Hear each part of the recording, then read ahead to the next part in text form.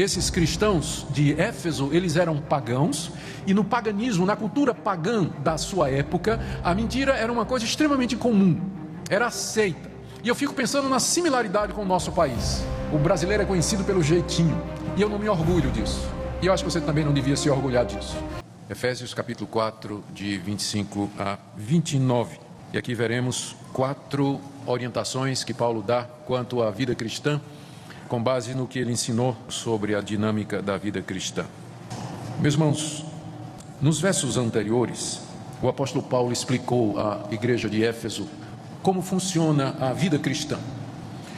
No verso 17, ele diz que nós não devemos mais andar como andamos antes. Há um antes e um depois na vida do cristão. O antes se refere à vida antiga, à vida nesse mundo, à vida na carne. O depois é a vida em Cristo, vida em santidade. Nós já somos de Cristo. Nós pertencemos à nova realidade que Deus está trazendo em Cristo Jesus e que já foi inaugurada 2000 anos atrás. Andar segundo os gentios, que Paulo descreve aí do verso 18 até o verso 19, faz parte dessa vida antiga. Ele diz que antes nós éramos, verso 18, obscurecidos de entendimento, alheios à vida de Deus, éramos ignorantes, nosso coração era duro. Verso 19, éramos insensíveis, dissolutos e com avidez cometíamos toda sorte de impureza. Então, isso é o que caracteriza a vida nesse mundo, na carne, sem Deus, nas trevas. Mas ele diz no verso 20, não foi assim que nós aprendemos com Cristo. Em Cristo Jesus há uma diferença. O Evangelho não é somente um conjunto de doutrinas nas quais nós devemos acreditar, mas ele é também um caminho. Ele veio para mudar a nossa vida, transformar o nosso caminhar. E Cristo introduz essa mudança, que começa no verso 20. E Paulo disse, é que vocês ouviram e foram instruídos segundo a verdade que é em Jesus. E no verso 22, 23 e 24, nesses 3 versos, Paulo explica como é que funciona na vida prática o cristianismo. E ele usa uma figura que todo mundo entende que é o trocar de roupa. Você chega em casa cansado, suado, tira a roupa, se renova, toma um banho, se refresca e aí coloca a roupinha nova. Paulo usa essa figura para explicar a dinâmica da vida cristã. Diariamente nós nos despojamos da velha natureza, do velho homem, do pecado que habita em nós. Nós nos renovamos no nosso entendimento, no espírito do nosso entendimento, e nós nos vestimos de Cristo. Verso 24. Portanto, são 2 passos. Todo dia nós temos que fazer isso. Dizer não para a velha natureza, representa o despice, renovar o entendimento, e dizer sim para Cristo, que é o novo homem. 2 passos. Se nós ficarmos só no negativo, não, nós vamos cair no legalismo e no moralismo, que são caricaturas do verdadeiro cristianismo. Se nós ficarmos só no positivo, só Cristo, no sentido de só fazer o que é o bem e nunca questionarmos a antiga natureza, nós vamos cair no antinomianismo, que é uma forma de cristianismo que diz que nós não temos regra nem lei. Na verdade, são 2 passos que nós temos que tomar. Nós temos que dizer não para o pecado e sim para Deus. Todo dia, até aquele último dia que nós vivemos aqui.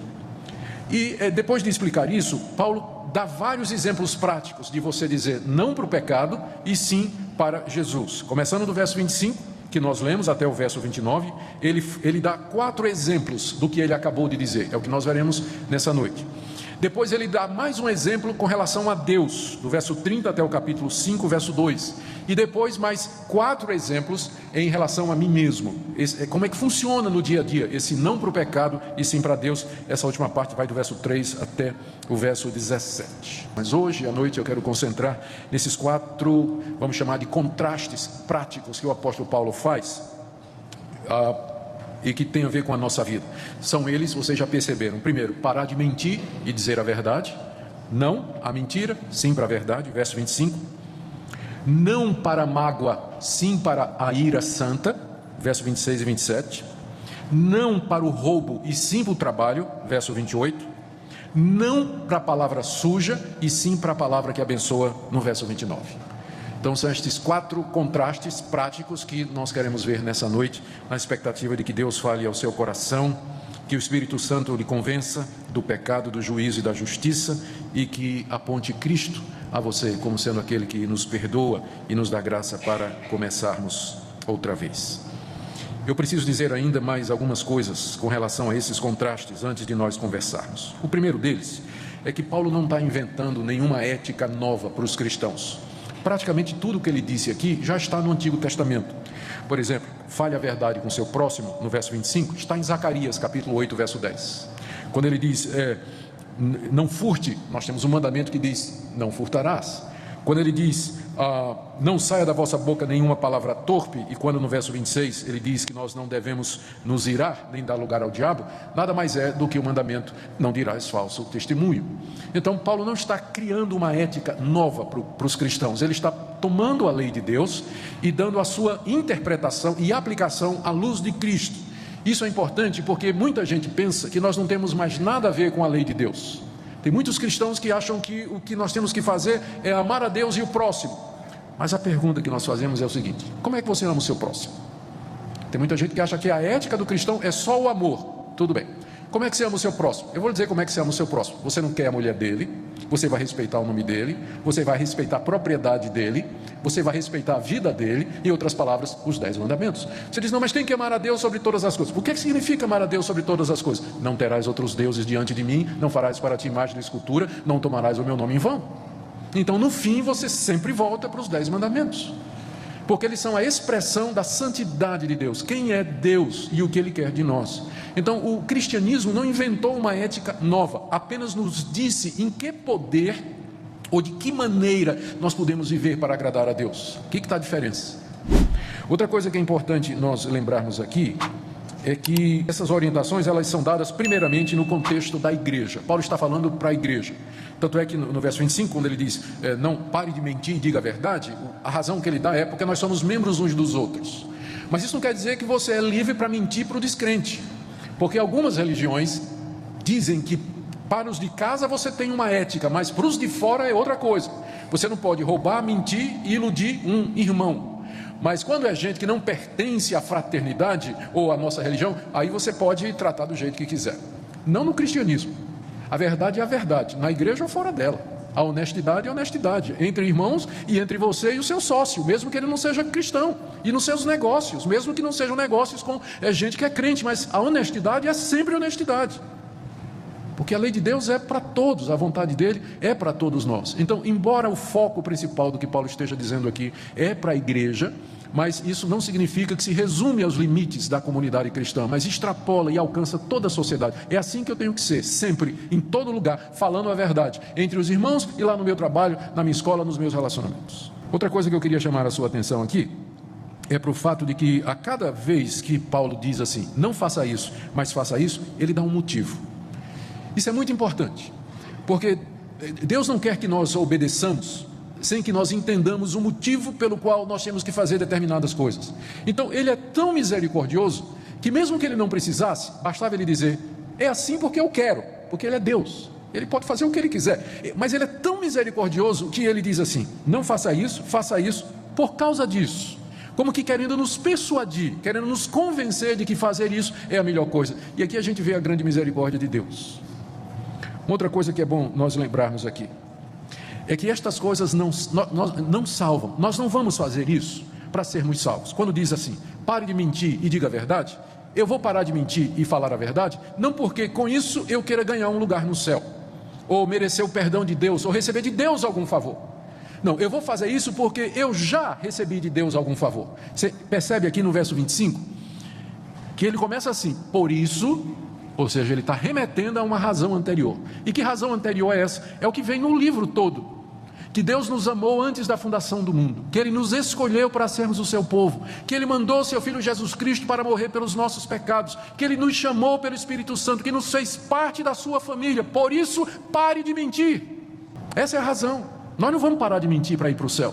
Nós vamos parar de mentir porque Deus já nos deu o céu gratuitamente. A motivação é a gratidão. Não mérito. Lutero tinha uma frase que eu gosto de repetir, que muitos conhecem. Ele dizia que a lei nos leva a Cristo para a justificação, porque a lei diz assim, todo mentiroso vai para o inferno. Eu olho para a minha vida e disse, estou perdido, eu sou um mentiroso, minto desde criança. Não há nenhum homem que não seja mulher que não seja mentiroso. A própria Bíblia diz, todo homem é mentiroso, homem genérico, homem e mulher, todos. Então como é que eu vou fazer? A lei está dizendo, não mentirás, não dirás falso testemunho. Então Deus diz, a lei está dizendo a você que você precisa de alguém que lhe salve da sua mentira, alguém que lhe perdoe. E aí a lei me empurra para a cruz. Eu vejo Cristo Jesus na cruz morrendo pela minha mentira, sofrendo o preço da minha disfarçatez. E creio nele e sou perdoado, me aproximo dele, me ajoelho e digo, mestre, o Senhor perdoou a minha mentira. De que maneira eu posso te agradecer? Resposta de Jesus, não mentirás. A lei me leva a Cristo para a justificação e Cristo me manda de volta à lei para a gratidão. Você quer agradar a Deus, você quer agradecer a Ele, que Ele lhe perdoou de todas as suas mentiras, não minta mais. É assim que funciona na vida cristã. Creio que agora nós estamos prontos, né? Para dar uma olhadinha nesses 4 contrastes. O primeiro eu já mencionei, que ele vem na frente, está aí. Verso 25, por isso, eu já expliquei o por isso, deixando a mentira, fale cada um a verdade com o seu próximo, porque somos membros uns dos outros. Nós sabemos que há diversas maneiras de mentir. Falsear a verdade, dizer a verdade em parte, ficar quieto quando a gente devia falar, né, se omitir. Tem várias maneiras da gente mentir. Todas elas são condenadas pela palavra de Deus. Alguns querem dizer que há situações em que prevalece o mal menor, entre você entregar um judeu fugitivo durante a Segunda Guerra Mundial e você dizer a verdade onde ele estava escondido, era preferível mentir para salvar a vida do judeu que estava escondido na sua casa. E eu posso entender essa lógica, mas ainda assim é mentira. Ainda assim é mentira, não deixa de ser, é pecado do mesmo jeito. Tem uma consequência menor do que a morte, mas é pecado e tem consequência do mesmo jeito. Nunca vai chegar um momento em que você possa dizer que alguma forma de mentira é justificável e aceita diante de Deus. Sempre é pecado mesmo, porque o nosso Deus é o Deus da verdade. Ele é um Deus que ama a retidão. Na Bíblia, a mentira é sempre atribuída ao diabo. Inclusive, ele é chamado o pai da mentira. Então, não tem como justificar que nós contemos uma mentira, vivamos uma mentira, passemos uma mentira adiante, nos protejamos através de mentira, nos desculpemos contando mentira. A palavra de Deus é muito clara. Deus não, está escrito, não dirás falso testemunho. Do jeito que a ordem está construída aqui na língua original, é como se Paulo estivesse dizendo, não continuem a mentir. É um imperativo negativo de uma forma verbal que quer dizer, interrompe a continuidade. E a gente pode entender o motivo. Esses cristãos de Éfeso, eles eram pagãos, e no paganismo, na cultura pagã da sua época, a mentira era uma coisa extremamente comum, era aceita. E eu fico pensando na similaridade com o nosso país. O brasileiro é conhecido pelo jeitinho, e eu não me orgulho disso, e eu acho que você também não devia se orgulhar disso. Mas nós somos conhecidos porque nós somos o país do jeitinho. Dá um jeitinho, né? Nem sempre significa seguir a verdade. Né? Eu foi tanto, mas dá um jeitinho aí, eu estou apertado, né? Faz aí uma nota por tanto, né? Comprei o carro por tanto, mas eu não quero pagar tanto imposto. Vamos dar um jeito aí. Sempre tem o país do jeitinho. É muito parecido com a cultura pagã do século I, quando Paulo escreveu estas palavras. Mas não basta parar de mentir. Lembra dos 2 passos, né? Não basta parar de mentir. Ele diz aqui, fale a verdade. Fale cada um a verdade. Ele individualiza, né? Cada um, ou seja, não tem exceção. Cada um de vocês deve falar a verdade. Talvez parar de mentir seja mais fácil, porque falar a verdade, a gente não gosta, né? Porque às vezes a verdade vai significar um confronto e vai deixar alguém irritado, né? E nós, brasileiros particularmente, nós temos muita dificuldade com isso. Faz parte da nossa cultura. Em muitas culturas, a franqueza, o ser direto, parece que é resultado até da influência da colonização cristã ou protestante, onde isso aconteceu. Mas para nós é muito difícil chegar para alguém e falar a verdade. Por isso a Bíblia diz que nós temos que falar a verdade, mas diz também que nós devemos fazer isso em amor. O coração do sábio conhece o tempo e o modo. Nós temos que dizer a verdade, mas saber dizer no tempo certo e do modo certo, para evitar desnecessários machucões, mas ela tem que ser dita, porque, como eu expliquei, a ética cristã não é só você parar de mentir, mas você dizer a verdade, você promover a verdade. Isso vai ajudar as pessoas ao seu redor. Olha a razão que Paulo dá aqui para a gente dizer a verdade, porque somos membros uns dos outros, somos irmãos em Cristo. Então, mesmo que a verdade doa, nós somos irmãos. Pode haver perdão, pode haver reconciliação, pode haver entendimento, mas ela tem que ser dita, porque nós somos membros uns dos outros, fazemos parte da mesma família, somos filhos de Deus. Segunda parte, o segundo contraste que Paulo faz, está aí no verso 26 a 27. Irai-vos e não pequeis. Então o contraste é esse. Só que aqui ele começa ao contrário. Se a gente for seguir a nossa sequência, ele deveria dizer assim: não pequem, mas fiquem irados. A gente fica, puxa, eu não estou entendendo o que é que Paulo quer dizer. Até porque no verso 31, ele diz assim: longe de vós toda amargura, cólera e ira. No verso 31 ele diz para a gente deixar a ira de lado. Mas aqui ele diz: irai-vos. Como é que é isso? Porque são dois tipos de ira diferentes. A ira que Paulo recomenda aqui, em contraste ao pecado, é a justa indignação pela afronta feita às coisas de Deus. Ou seja, é aquela ira, é aquele sentimento que queima no meu coração, por exemplo, quando eu vejo o nome de Cristo sendo blasfemado, ou quando uma pessoa está sendo injustiçada, ou quando a verdade está sendo sonegada.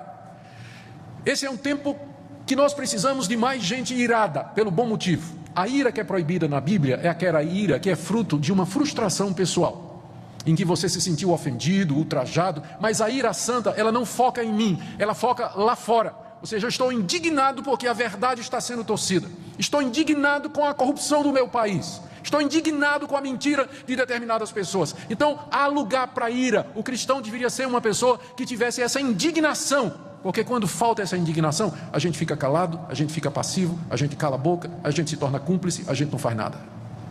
Mas há lugar para uma ira justa na vida do cristão. Há lugar. Irai-vos. É uma ordem. E quando você não fica irado diante do erro e do pecado, você está desobedecendo, porque significa que você está aceitando. Agora, o que é o contraste então? O que é o contrário? Irai-vos é o positivo. Paulo diz: irai-vos e não pequeis. O que seria pecar? Pelo que Paulo está dizendo aqui, significa você deixar que a ira, a ira santa, justa, ela se transforme numa outra emoção do tipo assim: rancor, vingança, mágoa, ódio. É muito fácil isso acontecer. Tanto é que ele diz aqui: não se ponha o sol sobre a vossa ira. Ou seja, fique irado quando você estiver diante do erro e do pecado, mas não fique por muito tempo, porque com facilidade, de um dia para o outro, não se põe o sol sobre a vossa ira, essa emoção que você abrigou, ela pode descambar e virar uma mágoa, um ressentimento ou um ódio, especialmente se isso envolver um relacionamento entre duas pessoas. Uma pessoa pecou contra você, você pode ficar irado, né? Esse é o sentimento da injustiça que foi feita e praticada, mas isso não pode passar para o dia seguinte, porque vai virar o quê? Mágoa, ressentimento, desejo de vingança, afastamento, indiferença. E vocês perceberam o que Paulo diz em seguida? Não deis lugar ao diabo. É significativo isso, porque o diabo vai usar, quando a mágoa se instala no coração, ela pode ter começado com uma justa indignação, né? Você está indignado, com razão, mas você deixou isso passar da noite para o dia, né? O sol se pôs e você continuou irado, e aquilo virou um ressentimento, uma mágoa. Aquilo você está dando lugar ao diabo, porque Satanás vai usar cristãos ofendidos, cristãos magoados, cristãos ressentidos para provocar divisão na igreja, crítica, calúnia, briga, dissensão, perturbar a paz. Cristãos ressentidos são presas fáceis do diabo. Não dê lugar ao diabo, não deixa a justa indignação passar de uma noite para outra. No dia seguinte você já vai tratar com aquela serenidade que caracteriza os cristãos. O fruto do Espírito é domínio próprio. E você então vai resolver o assunto com perdão, reconciliação, confronto, conversa, oração conjunta. Mas à medida que você vai deixando aquilo ficar no seu coração, aquilo vai criando instrumento e material que o diabo vai usar, é dar munição ao diabo. E quando isso entra no casamento, gente, você pode ficar com raiva do seu marido, provavelmente você tem razão, mas isso não pode virar à noite sem você resolver, sem conversar. Por isso que a melhor coisa é toda noite colocar o dia em ordem. Como foi o dia hoje? Tem alguma coisa? Eu tenho que lhe pedir perdão por alguma coisa? Ele vai ofender? Querido, você sabe como é. Não pode falar. Eu não quero ofender você. Diga, a Bíblia está dizendo, não pode passar da noite. Posso falar? Pode sim. Não deixa passar da noite para o dia, porque aí passou, aí aquilo vai ficando no coração, aí vai juntando com outras coisas, e Satanás começa a chegar e dizer: ele não te ama, ele não dá mínima para você, machucou você e não está nem aí. Isso é mesmo, né? E vai aumentando. Daqui a pouco os casais não têm mais nenhuma comunicação, não tem mais prazer em estar juntos, e nem sabem mais por quê, faz tanto tempo. que tinha acontecido a primeira vez. O diabo usa crente magoado, ressentido, mágoas de anos, para destruir amizades, perturbar a paz da igreja. Resolva. Hoje à noite, talvez você tenha que fazer uma lista, mas diz: Senhor, eu vou conversar com essa pessoa, eu vou acertar meu relacionamento com essa pessoa, eu vou pedir perdão se preciso for, dizer a verdade em amor, mas eu não quero ser um instrumento nas mãos de Satanás para perturbar a paz da igreja. Verso 28, você tem o terceiro contraste: aquele que furtava, não furte mais, antes trabalhe, fazendo com as próprias mãos o que é bom, para que tenha com que acudir ao necessitado. O negativo é: aquele que furtava, não furte mais. Pare de roubar. O roubo era muito aceito, o furto era muito aceito na cultura pagã, na época do apóstolo Paulo. E, como eu disse, há muitas semelhanças entre a cultura daquela época e a cultura brasileira. Especialmente agora, por causa da situação econômica, que pressiona as pessoas, a tentação à desonestidade pode aumentar. Porque é fácil ser honesto quando você ganha bem. Quero ver se você é honesto quando você tem que tomar determinadas decisões na ponta do lápis, e você tem que sacrificar alguma coisa. Então, a época que nós estamos vivendo é uma época em que essa tentação aqui, ela pode ser maior para alguns. Então, aquele que furtava antes de conhecer a Cristo, não furte mais, porque isso não é aceitável diante de Deus. Está escrito: não furtarás. E esse mandamento continua sendo a expressão da vontade de Deus para nós. E nós sabemos que, da mesma forma que todos nós mentimos, todos nós cometemos pequenos furtos. Aquela caixinha de chiclete, aquele lápis que não era seu no colégio, aquela liga de borracha que você tirou quando ninguém estava vendo. Há tantas pequenas transgressões que nós fomos acumulando durante a vida. Mas não basta parar de ser ladrão, meu irmão. Paulo diz aqui que o oposto de ser ladrão é trabalhar. É o que ele diz aqui, ó. Antes, trabalhe. Eu sei que falar em trabalho hoje no Brasil está meio complicado. Você pode até dizer assim: pastor, eu quero trabalhar, mas não tem emprego. Eu entendo. Mas o furto nunca é opção. E nós temos que orar pelo nosso país, para que essa situação melhore, sem dúvida nenhuma, para que nós possamos, olha o que Paulo diz aqui: trabalhar, fazendo com as mãos o que é bom, para que eu tenha um carro do ano, certo? Não, para que eu tenha com que acudir ao... Olha a motivação que Paulo coloca aqui para o trabalho. Ele não está dizendo que eu não tenho que me preocupar com a minha esposa, com os meus filhos, mas a motivação que ele coloca para que você trabalhe é para que você acuda ao necessitado. E esse conceito ele pode mudar nossa vida completamente, especialmente na sociedade que nós vivemos, que nós queremos estudar, nós queremos nos diplomar, ter uma boa profissão, especialmente aquelas que pagam mais, porque o nosso alvo é a casa própria, ter uma família, ter um carro e ter uma boa aposentadoria. Mas será que é essa a motivação que Deus nos dá para trabalhar? Em nenhum lugar na Bíblia. Sempre o motivo é: trabalhe para que você tenha com que ajudar os outros. Essa é a ética cristã do trabalho, é voltada para os outros. A nossa sociedade tem produzido jovens egoístas, centrados em si mesmos, que só pensam na sua carreira e na sua profissão. Mas que tal você dizer assim: Deus, deixa eu me formar, eu quero o melhor emprego que o Senhor me der, porque eu quero ajudar os pobres e os necessitados. Eu quero ganhar muito dinheiro, Deus, mas para ajudar aquelas pessoas que não têm nada. Pode ser que Deus te responda mesmo, e que você ganhe muito dinheiro para acudir ao que tem necessidade. Mas o que eu quero que vocês vejam é que a motivação que é colocada aqui, ela é uma motivação elevada, pensar nos outros e não nas nossas próprias necessidades. O último contraste que Paulo faz aqui está no verso 29. Não saia da vossa boca nenhuma palavra torpe, e sim unicamente a que for boa para edificação, conforme a necessidade, e assim transmita graça aos que o ouvem. O negativo: não saia da vossa boca nenhuma palavra torpe. A palavra torpe no grego é uma palavra que significa podre, roto, inútil, e por isso inútil. Era uma palavra que é usada para descrever uma fruta podre, que não serve para nada mais. A palavra torpe é uma palavra sem utilidade nenhuma, algo roto, algo gasto, que não serve mais para coisa nenhuma. Geralmente se pensa que Paulo está falando aqui de palavrão, não é? Mas note que o contraste não é com outra coisa senão uma palavra que for boa para edificação. Então não saia da vossa boca nenhuma palavra torpe. Pode dizer simplesmente o seguinte: não fale mal do seu próximo, não passe adiante uma mentira, uma informação que você não verificou, não diga palavras que transmitem imagens ou ideias que são contrárias à pureza. Ou seja, em contraste, agora, que saia da boca de vocês unicamente a palavra que for boa para a edificação, de acordo com a necessidade do seu irmão.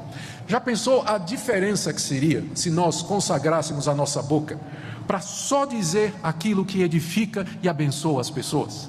Quando chegasse uma palavra torpe para nós, a gente transforma em outra coisa. A gente não passa adiante como palavra torpe, mas a gente passa palavras que edifiquem os outros. Se nós fizéssemos isso, com certeza a igreja seria diferente. Veja o final do verso 29, e aqui você tem a razão pela qual Paulo diz que nós não devemos abrir a boca, a não ser para transmitir aquilo que edifica. Para que assim se transmita graça aos que ouvem.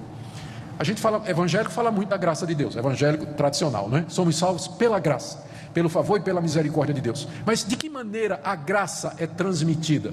Como é que ela chega para nós? A resposta é pelas palavras dos irmãos. E Deus vai usar você para ser um instrumento de graça, favor e misericórdia para as outras pessoas, em vez de estar transmitindo aquilo que não edifica. Aqui estão 4 situações da vida real, muito comuns, que passam pela nossa vida. Paulo as escolheu não sem razão, ele conhece a natureza humana. Nós podemos nos ver aqui, não é verdade? Se você for honesto, você vai poder se ver aqui. Mentira, desonestidade, mágoa, ressentimento, palavras sujas, calúnias.